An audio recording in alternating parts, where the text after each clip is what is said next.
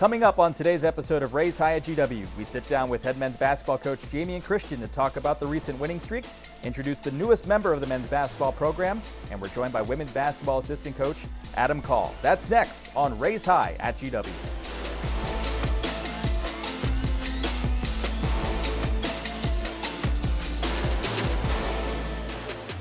And a good Saturday morning to you, Hoops fans. Live from Tonic, the official pre- and post-game host for GW fans in the district. I'm Kevin Burke with GW men's basketball head coach Jamie and Christian. Welcome to Raise High at GW. And Coach, we're on a winning streak, 2 in a row. How you doing? Yeah, feeling great. Feeling like we've learned a lot for the first part of the year. We're really starting to find ourselves, and just excited for the next opportunity to play again.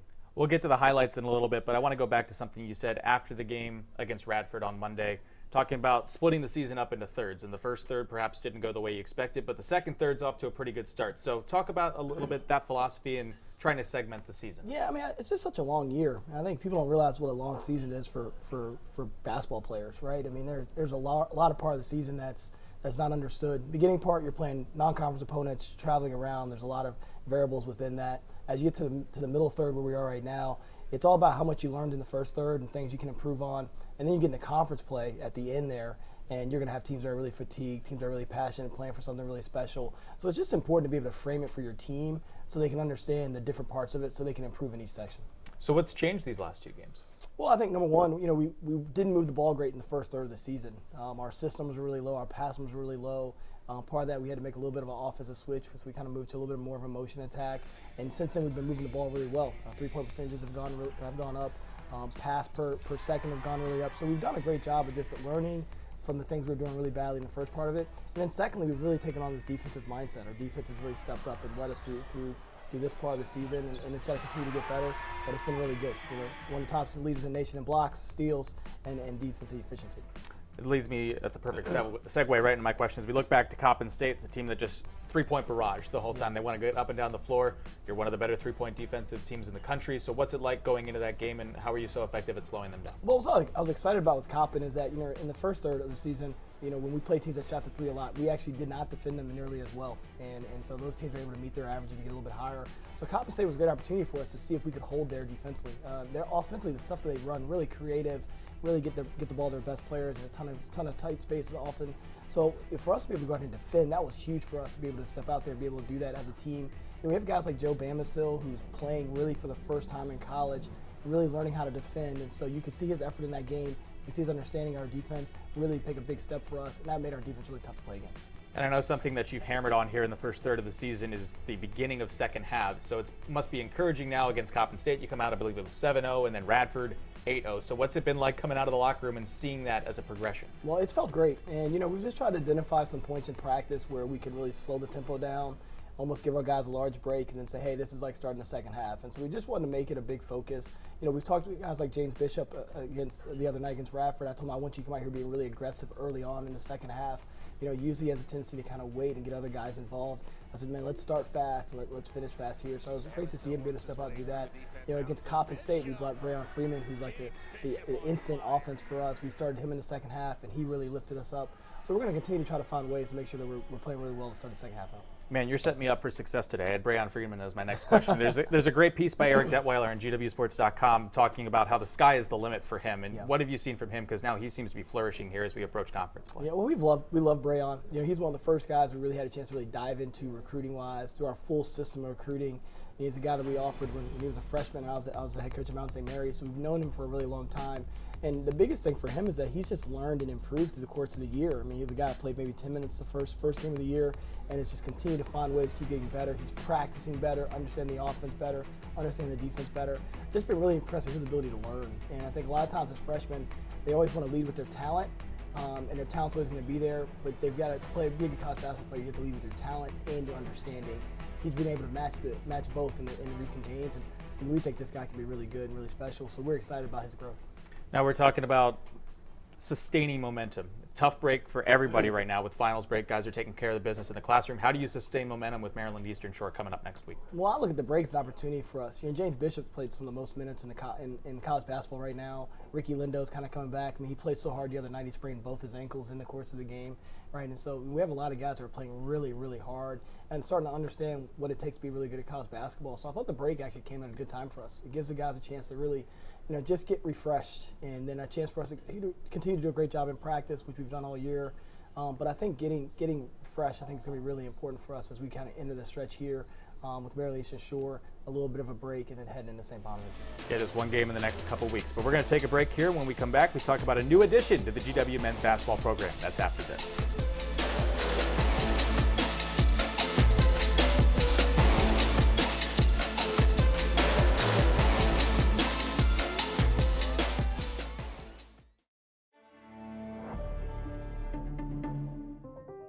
The Afghanistan Papers are a collection of documents confidentially asking people what went wrong during the war.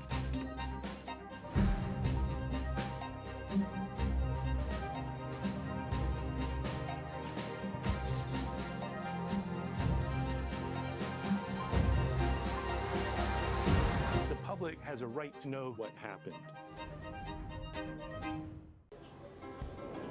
How do you think you pronounce that? Mananalu.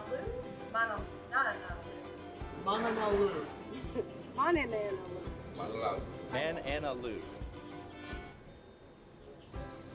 Mananalu. Mananalu. Mananalu. Mananalu. Mananalu. Mana to me means strength, power, honor. That was awesome. I had life-threatening bleeding in my brain. But thanks to the virtual reality technology at GW Hospital, my surgeons were able to look inside my brain and plan for a successful surgery. It's remarkable that I woke up and ran 5 miles this morning. I would tell GW Hospital, thank you for giving me new life. For life's defining moments, the George Washington University Hospital, defining medicine. This is our water, and this is also water, but it's more than that. This is a belief that our oceans are better filled with life than with plastic. So let's start sipping like lives depend on it, because they do. Mananalu, sip for life. Welcome back with Coach Christian. I'm Kevin Burke on Race High at GW. And Coach, you've seen it a couple times where different guys have stepped up in different games here. And we've mentioned Brayon's playmaking ability, but he seems to be playing well with James Bishop, who's starting to find his stride. How's that dynamic been in the backcourt? Well, we thought it was a combination that was going to be great for us. Brayon Freeman has a natural ability to make others around him better. You've seen that every stop that he's had in high school and AAU. He just makes people better. He's got a great youthful energy about him that allows people to really want to play with him. And he's got a great basketball IQ and knows how to set guys up. So we felt like that combination with James Bishop's ability to score the ball, plus with James Bishop having so much experience playing on the ball last year, we just felt like it'd be a good combination. We've done this in the past where we've had a guy play point guard as a freshman. We've kind of moved into the two-guard spot in the second year. James Bishop's along that path right now. And when you're able to do that, you get a guy who can understand the offense deeply, understand how to create for others, but then also continue to keep that scoring ability. So we're constantly trying to find ways to get those guys on the floor together because we know they're going to create great offense for us. It's been fun to see that kind of come to fruition. It's been fun watching those guys' chemistry continue to grow through the course of the year. Another guy that's been fun to watch making SportsCenter top 10 play this week, Joe Bamisile. He broke out the 360 dunk this week, a little different than the windmill. But I know you're not trying to rein him in, but are you a little scared when he's going up for a 360 dunk? Not at all. I mean, I want our guys to play with passion, play with emotion, and play with creativity. I think that's really important. I'm not a person that's trying to pull our guys back. I want them to expand themselves. At some point, he's going to miss a dunk on the break, and I hope it's not going to be a big moment for us. But I think those moments are important for our team as we're growing. It gives our fans energy, it gives our team energy, and allows us to play at our very best. And I think learning how to play with passion and emotion is going to be important for where we want to go to. Those kind of exciting plays are a big part of basketball. I never want to limit our players from the ability to be able to do that. How do you work on that, though, where sometimes the energy could be a little too much? Yeah, I think as long as the energy stays in a positive way, I think that's the most important thing you can do is just trying to help the guys understand, that they've got to be able to move on from one moment to the next. After the 360 dunk the other day, you get a quick timeout. That's a momentum-changing play, and that's a timeout that they didn't have at the end of the game there. And we're coming out of that tunnel with a ton of energy. So, I think it's just about learning how your energy pertains to everybody else in the arena, learning how your energy pertains to everybody else in your roster. And, positive energy doesn't come from just the folks on the floor. A new addition to the men's basketball program, the 16-year-old named Elijah, coming to us from Team Impact. Let's take a look at his signing day ceremony that was at the Smith Center last week. This is a really special night for us. Team Impact is an organization that we work with children's hospitals around the country to match pediatric patients up with college athletic teams, to give them a team of support, to provide them with resilience and the courage they need to overcome their illness. Hospitals are limited by the four walls of the hospital. When that child like Elijah goes home, they need support, and that's what Team Impact does. We help bridge that gap. You all are the anchor of what we're doing, and you guys stepping up to add Elijah to your family, to your team here today, that is a huge step for us, for Team Impact. More importantly, it's a huge step for y'all, because I promise this guy's going to change y'all's life, and I think he already has a little bit. But when you sign this, you become part of our family. And the best part about being part of our family is that a family loves, a family supports, and a family always has your back.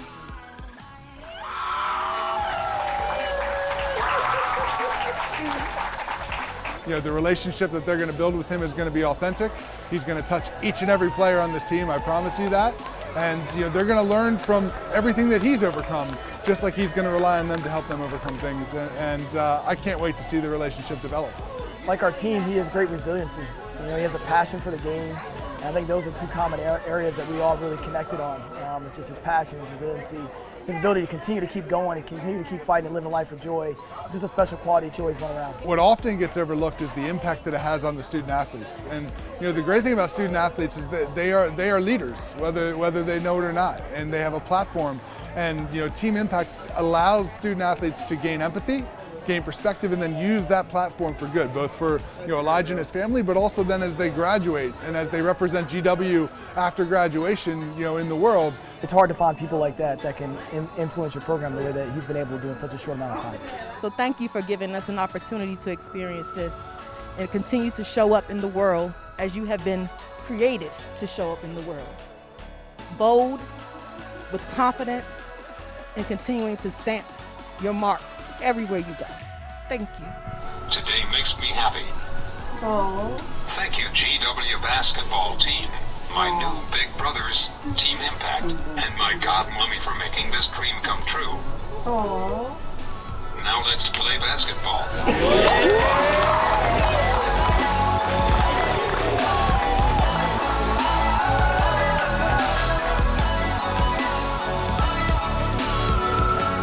Coach, that's quite a story about the power of sports with your program. Yeah, and just love being around Elijah. His emotion, his love, his passion, it definitely fueled us going into the next contest. We look forward to seeing him out at the Smith Center the rest of the season and moving forward. When we come back, we go inside the film room with Coach Christian.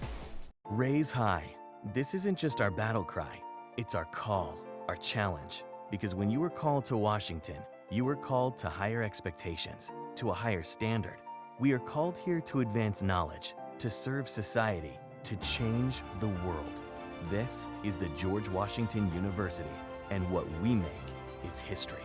So stand up, be bold, take risks, press on, push harder, raise high. Domino's new oven-baked dips are so new that we made a new commercial about their newness. Try new flavors like our cheesy marinara, baked apple, or hot and melty 5-cheese with our not new but still delicious twists. Carry out Domino's new oven-baked dips and twist combos or any 3-topping pizzas for $7.99 each. Choose from 12 different specialized master's programs and more than 25 graduate certificates for ultimate customization. You're a business leader in the making, and GW is where your future begins. Welcome back to Raise High at GW. Coming up later on today's show, we'll be joined by assistant coach of the women's basketball program, Adam Call. But first, we're heading inside the film room. Coach mentioned a changing offense. We wanted to get a little more in depth about that. So our Jeremy Schrank went inside the locker room with Coach Christian. All right, Kevin, I'm here with Coach Christian inside the GW men's basketball locker room. Coach, we're going to get right to it. I know you guys were about a third of the way through the season. Take a little bit of a look back at some offense and some plays. We're going to start with transition here on the whiteboard. We've got our tiny magnets set up here. We're ready to go. He's going to quickly explain for everybody what we're looking for, especially first off in transition. Yeah, we're talking a lot in transition, something that we've been really consistent at all year long. Been most of the year one of the better transition teams in the country. And there's a lot for our spacing. One thing we want to do is on our team, we have a lot of guys who can handle the basketball. So this one sort of symbolizes the playmaker bringing the ball up the floor. You've seen Ricky Lindo bring the ball before. You've seen Brendan Adams bring the ball before. James Bishop. We have a lot of guys that have the ability to do that. You've even seen Hunter Dean do that at times. So I think it gives us some variation with how we can attack and transition. So what you're going to see is you're going to see this one pushing the ball down the middle of the floor. Now, really important about the spacing of this is we want to get, on the basketball floor, there's these little volleyball lines, which I think symbolize the kind of spacing that you want in transition. So we want to get our first guy out as far and wide as possible beyond those volleyball lines, and we want to get him running to the right side of the floor if possible, right to the block there. We want to do the same thing on the back side of this thing, running right to the front of the rim. That gives great spacing. Like a lot of basketball right now, teams are playing really 5-out a lot with drivers. We want to get our guys to the front of the rim because we have a lot of guys that have the ability to make plays inside the lane. We're then going to sprint out our second person really nice and wide here, and we're spacing the floor. Now you're seeing guys like Brayon Freeman, seeing guys like James Bishop with all this space to be able to play with. One thing we look for on this side, now we want to get guys to areas where they can score the ball at. So you look at here, if this is Noel Brown or Hunter Dean, we want to keep those guys in the low post because they can score the ball there with the spacer here. If this is Brendan Adams or James Bishop, we might want to screen down to get them in here. So what we'll do right now, we'll use Ricky Lindo right here down screening here for a guy like Brendan Adams, giving Brendan the option to curl there for a jumper or to space out. Now we want to get the ball to the block in the first 5 to 7 seconds of the shot clock. So once we reverse it either way and that ball goes inside, now Brendan Adams is going to step here and screen here for our playmaker. That playmaker is going to come off here, look for an opportunity to shoot the ball there. If the three-man doesn't screen, if the three-man screens, he's going to give a quick dive. We can look here to be able to reverse that, and then we can have our two-man filling back up. And now we can repeat this action however we want to once that ball gets back here and we get another ball reversal. So you've seen that a lot with our team early in the year. So the big thing is decision making this year, right? It's all about decision making. You're empowering the guys to come, you said in that one transition play, there's a curl, there's a screen, there's coming out for a three, there's low post play, there's all sorts of things. Okay, so let's assume we don't have a transition bucket. Now we're in a half-court set, and you're going to show us one play here. One of our popular sets that we kind of flow into, and it can get to it really quickly.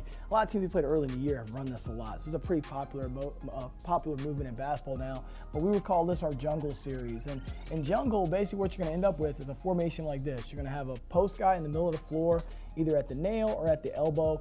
Two on two sides on both sides. But when the ball goes to the five-man right here, you're going to get some level of action right here. Usually you get a down screen or a basket cut right away, but you're going to get some two-man action here to make people make decisions on the cutters, and then some level of interchange back here just to keep the backside of the defense occupied. Now when this guy comes down the screen for two can cut to the basket, he can curl here, or he can chase on this, okay? Most teams we've played against, they've curled or back cut this guy out, and then he's going to empty out to the back side of it, and now you end up with a naked side pick and roll or naked side handoff between 1 and 5.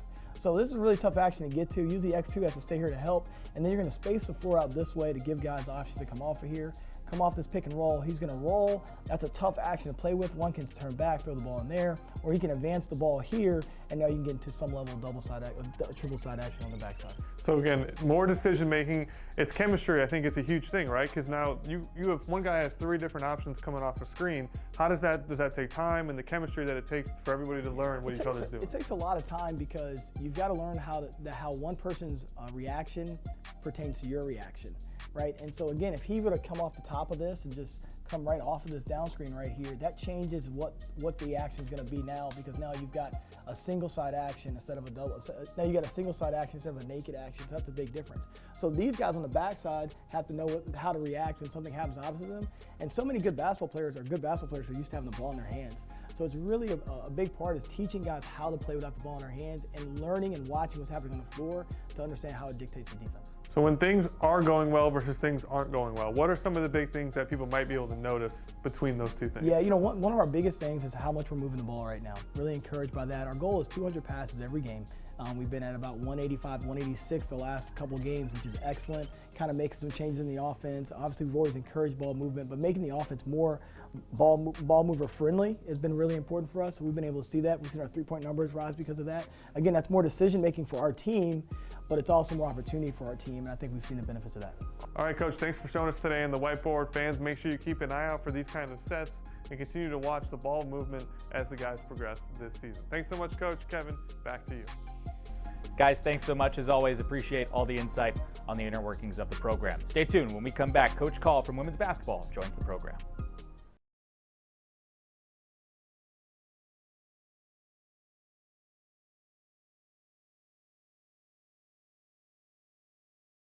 And welcome Welcome back to Raise High at GW as we enter the fourth quarter of our show today. We're here with somebody who's very accustomed to fourth quarters, assistant coach of the women's basketball program, Adam Call. Welcome to the show. Thanks for having me. Let's talk about your journey, and I have to write this down because you've been a bunch of different places. You started at Oklahoma, you've gone to TCU with 5 NCAA trips between them. You worked with GW legend Joe McEwen at Northwestern, Washington, Eastern Michigan, Stony Brook, and now here. Did I miss anywhere? You did. You missed in between TCU and Northwestern. I was at Eastern New Mexico University for about 5 months, and Joe McEwen saved me from there, and he would tell you that too. So, and he did. So I was there for a little bit of time, but you got the rest of them right. There we go. So we've been to a lot of places. You've worked with a variety of coaches. What has made this experience working with Coach McCombs and being in DC so special? I think just the storied program and trying to get it back to the level that Coach McEwen had it, and great area, great campus, great administration, just everything in place to be successful. Have you had some only at GW moments? I know you've only been here probably 7-8 months at this rate, but have you had some only at GW moments that make you think, wow, this is pretty cool? Yeah, so our team runs the mile in the preseason, and so we were running the mile at a park right down the block from campus, and you have the Lincoln Memorial in the background. So it's like not many places that you're running a mile and you have the Lincoln Memorial there in the background. That was pretty cool. That's pretty cool as well. And I know when you were hired, we were talking about that you're a big foodie. So the DC food scene is notorious. How have you experienced thus far? Do you have any favorite places? Well, besides the Tots here at Tonic, a couple places. I live close to Le Diplomat. They have a nice burger and fries. Where else have I been? Chloe at the Navy Yard. That's a favorite restaurant I've been to as well. There we go. Still exploring the food scene. But let's talk basketball. We've had Essence Brown on the show. We've had Coach McCombs on the show, and we've talked so much about the defense and how unique it is to have 10 eyes on the ball at all times. But what do you think makes it unique about the defense that you're coaching? I would say our commitment to it on a daily basis is what sets us apart. We're not inventing anything new. We're very consistent, and we have a high standard in how we do things, and we talk about it and work on it every single day. So I think that's the difference between us and a lot of people. So would you rather game on the line, have offense buzzer beater, or were you looking for that defensive stop at the end? Those are both stressful. Who's shooting the buzzer beater? Just kidding. I would say, buzzer beater. That's fun. Yeah. That's fun, yeah. How about your responsibilities? We've talked about your journey. You've worked with guards, you worked with posts. What's your specific responsibilities on this year's staff? More so the forwards and posts. We kind of have a wide variety of players in those two spots, and so working with them. So who are some of the post players that have stood out to you thus far? Maiwa, she's been great defensively. She's had spurts offensively. She's been really good. Ty Moore, grad transfer. She's currently out for the last couple games, but she's been good. Faith Blethen, who's been, this is her third year. She's making strides. Had a big game against Howard. Yeah. We talk about you're focusing on post players, but obviously there has to be some cohesion with coaches that are coaching the perimeter players. So how does that work, and especially with somebody like yourself who's worked with coaching both? Well, I think we talk every single day and have a good relationship as a staff, and so just making sure we're on the same page with what we're doing, what we need to be doing from game to game and week to week. We talked about you prefer the buzzer beater, but let's say you're on defense here, game on the line, coming up in some A-10 plays. Who are the folks you're looking on to put the lockdown defender? Who do you trust the most, perhaps, to guard up a defensive play? That's a good question. So Essence has kind of been our lockdown as far as a guard or a wing defender, and then Maiwa she can guard 1 through 5. I mean, to come up with a big play when we need it, I like Maiwa. And it's a good news that you have options. You're not just scrambling going, oh, well, I don't know who, but you got plenty of options. Yeah. Well, Coach, we appreciate the time. Best of luck as conference play gets rolling here in a couple weeks. Thank you. Thanks for having me. All right, that was Adam Call. And for Coach Christian, I'm Kevin Burke saying so long from Race High at GW. Happy holidays, and we'll see you next time.